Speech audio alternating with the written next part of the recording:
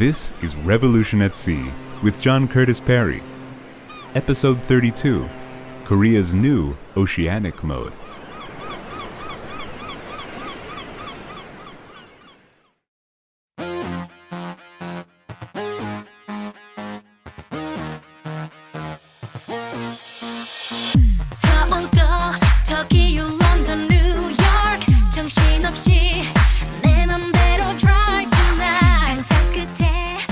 Prominent in downtown Seoul stands a great heroic-sized statue of the legendary Admiral Lee Sun-shin. At the turn of the 16th century, Admiral Lee was the nemesis of the Japanese attempts to conquer Korea en route to a putative invasion of China. Instead of facing east toward the Korea Strait, scene of his greatest triumph, the Admiral's statue faces south toward the Yellow Sea and the Great Pacific beyond. Whether intentionally or not, he stands as a symbol of a new Korea for which the ocean has become of great importance, and also as a symbol of Korea's determination to leap over Japan to reach the USA and other leading world economies. Peninsular Korea was a preeminent example of a continental state until the mid-20th century. Overwhelmingly rural and agricultural, few towns existed other than the capital, which dominated political, commercial, and cultural life. Korea was the most steadfast and significant member of the Chinese International Order, a Sino-centric tributary system. Koreans defined foreign affairs in terms of relations with China, which they perceived as an elder brother in the Confucian sense of entirely honorable dependence, carrying mutual responsibilities for the Chinese as well as the Koreans. Korea also had a close cultural relationship with the Japanese, and the Korean cultural thrust carried huge influence in Japan's prehistory. From the other side, the Japanese thrust was political, not cultural. The Japanese made attempts to create a territorial presence on the peninsula, like that of early England and France. But these early efforts showed that the Tsushima Straits were simply too broad to sustain any presence. The state of maritime technology did not then permit it.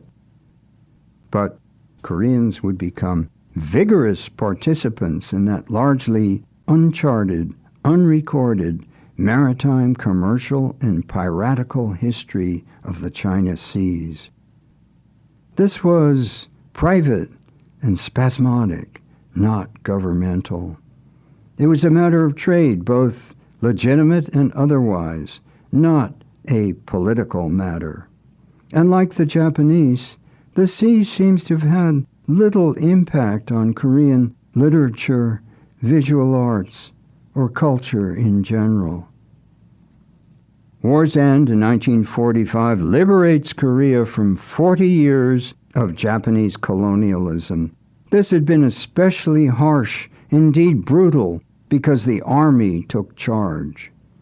It made a legacy of deep bitterness.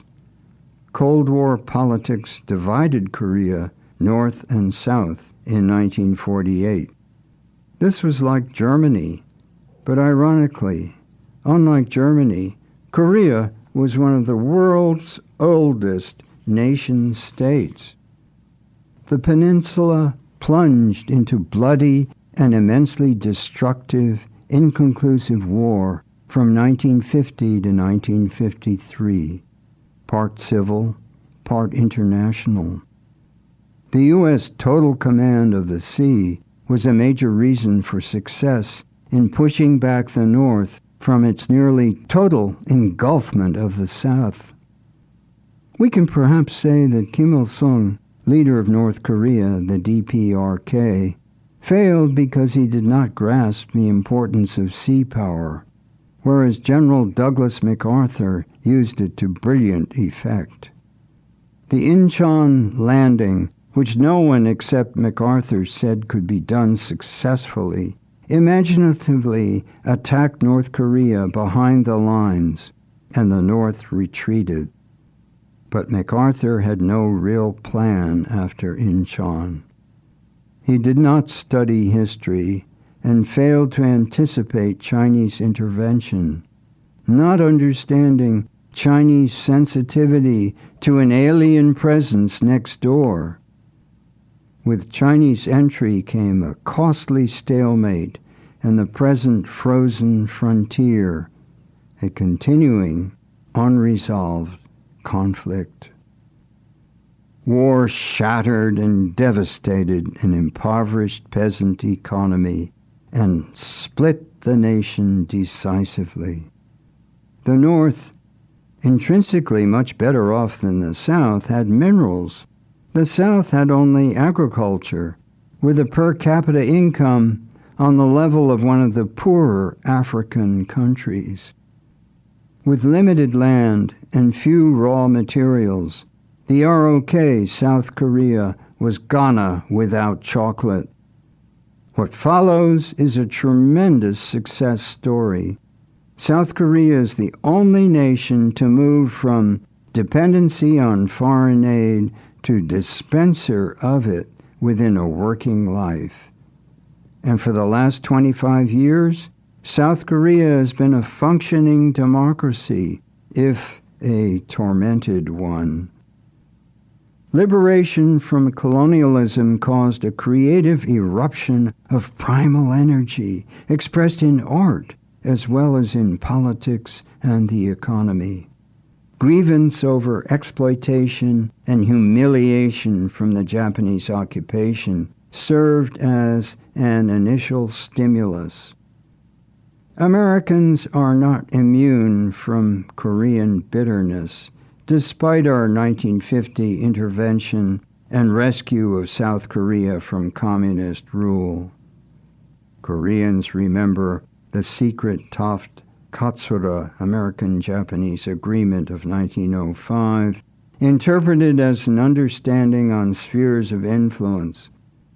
The Philippines was consigned to the United States, Korea to Japan, although there was nothing in writing to that effect. In the DPRK, feelings are much more intense. In my only visit there in 1989, I saw primary school books used to teach English, unlike our banal American Dick and Jane readers. Instead, they were used as vehicles of vitriol, means of indoctrination, jeremiads against Japanese exploiters and American aggressors, as well as those who collaborated with them, described as flunkies. This was my introduction to the term flunkyism, which I often heard during my week in Pyongyang. And yet then, in 1989, if on the street you smiled, you got a friendly response, except from people in uniform. North Korea is still a closed nation, a hermit kingdom like Korea in the 19th century. Any interaction with the outside world is tightly controlled, with a society remaining more traditionally continental than oceanic in its orientation. For the ROK, competition with the North spurred accomplishment in a struggle to survive its looming threat, heavily armed and aggressive, with its natural resources enjoying an initial economic edge over the South. In the South, society emphasizes education and hard work. The Confucian tradition is even stronger than it has been in China. The only resource the South possessed was abundant cheap labor, well educated in basic skills, thanks to the positive side of the Japanese occupation. The Japanese wanted workers with at least minimal skills. An army officer Pak Chung-hee seized power in 1961. A brutal and ruthless leader, dour, even grim and austere, he made no attempt to ingratiate himself. Even though his daughter would subsequently be elected a president, he is not widely admired. Nonetheless, the man was undoubtedly of great importance to his country. He personified change. British historian E.H. Carr asserts circumstances make the man rather than the man making circumstances. In Pak's case, Carr's dictum could be reversed. Pak sprang from the army and created a military dictatorship. He acted without precedent, Korea being a society with an ancient tradition of civil rule. Pak made himself the instrument for change, to lift the country out of poverty. His formula was political repression and social regimentation, that is, indifference to human rights, to any notions of compromise, and with no consideration for environmental sustainability. Pak was not an economist, but he saw wealth as a key to power. His slogan was simple: "Let's live well," like China's Deng Xiaoping later, who proclaimed, "To get rich is glorious." Pak became CEO of Korea Incorporated. He built an export-driven economy and was heavily influenced by his own Japan experience, attracted by the 19th century Meiji model of government-led forced draft modernization. He remained strongly ambivalent toward the Japanese, but he was highly pragmatic, and he restored diplomatic relations with Japan in 1963. Although this was unpopular among the Korean people, he saw the economic benefits of a relationship. Pak remained in office until a shocking event in 1979. His own security chief shot him dead at a private dinner at the Blue House. The reason remains uncertain, but was perhaps a power play. Pak had accomplished much. He had argued that Korea must discard the Hermit Kingdom past and move out into a wider world. The ocean could be the medium for survival, although he never specifically articulated it as such. Politics had severed the ROK from mainland Asia. Those nations were all hostile. Thus, the ROK became a virtual island, but with the same strategic problem as the Netherlands, even worse because of the constant existential threat on its land frontier. Unlike Britain, the ROK could not face the ocean without distraction, but the Koreans were able to exploit the opportunities the ocean offered. The first priority at sea became coastal waters, to defend against North Korean infiltration, to use brown water space as a means of moving military and other supplies with ships, and to exploit the sea as a source of food from fisheries. The ROK had a keen interest in coastal shipping for large, heavy, and longer distance cargoes to reduce the congestion of highways and to lower costs. Port infrastructure is much cheaper to construct than highways or railroads. Later, as a new industrial economy developed, the government gave attention to the global shipping industry. Pak's motto was, "Our cargo in our ships made by our own hands." The objective was to avoid relying on foreign bottoms for economic reasons, because such dependency could adversely affect final prices, both of what comes in and what goes out. For traffic overseas, the government designated certain cargo that must be carried by Korean-flagged ships, thus ensuring reliable supplies of major raw materials and a self-sustaining merchant marine. The shipping industry grew in quality and sophistication along with the maturation of the rest of the Korean economy. Pohang steel becomes the world's first or second largest, and Korean shipyards currently turn out more ships than any other nation except China. 3/4 of newly built ships at sea today are from Korean yards. Koreans can build all types, tankers and oil drilling platforms as well as container ships. They built the Triple E-class container ships for Maersk. Of that type, the largest ever, the E represents economy of scale, energy, efficiency, and environmental cleanliness. Korean shipyards have produced not for the domestic market, but primarily for the foreign market. Daewoo built the then world's largest yard, 7.5 times the size of a football field, boasting a crane 360 feet high.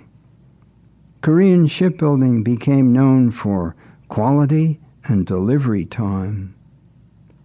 Success in the shipyards broadens to a wider functional and geographical scope. In distant water fishing, the ROK became globally number 3.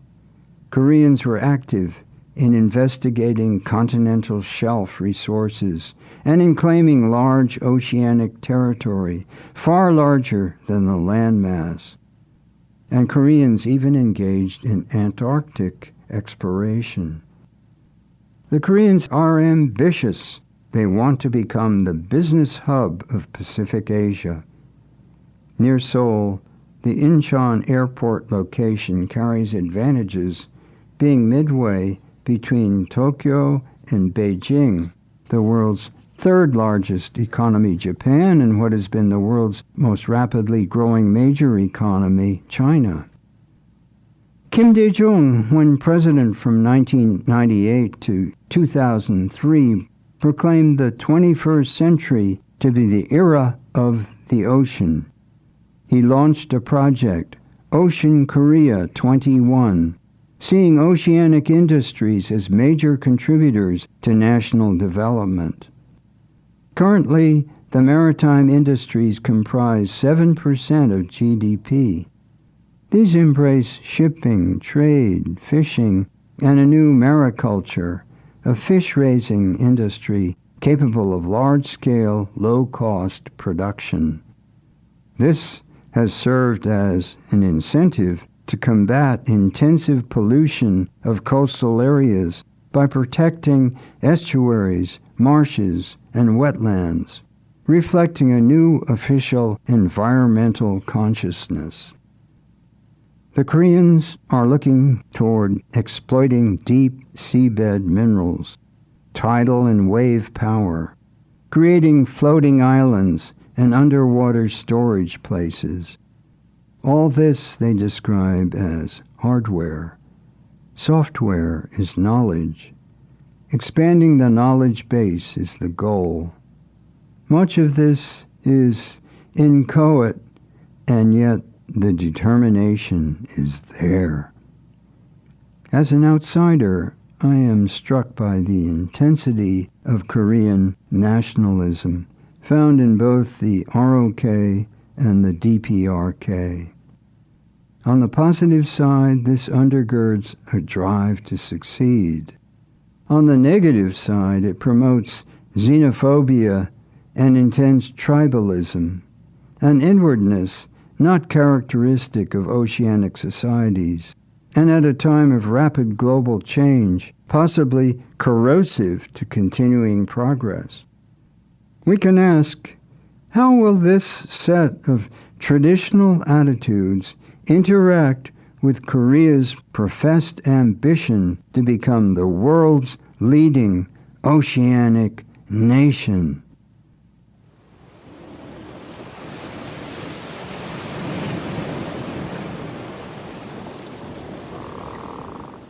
Next, we'll take a big jump back to China. Remember that this is where we think that global maritime history might have begun. Next time, we'll start by thinking about an Atlantic model for China in episode 33. Revolution at Sea is written and spoken by John Curtis Perry, with additional voicing by Jamie Rosenberg. Recording by 1623 Studios in Gloucester, Massachusetts. Production and distribution by Albert Bouichade Foray. Goodbye until next time.